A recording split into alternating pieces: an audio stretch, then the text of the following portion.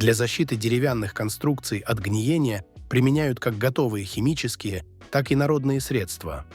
К первым относят олифу, масляные пасты с антисептиком и водорастворимые антисептики проникающего действия. Действующие вещества антисептиков для наружного применения токсичны для человека, поэтому их нельзя использовать для внутренних работ.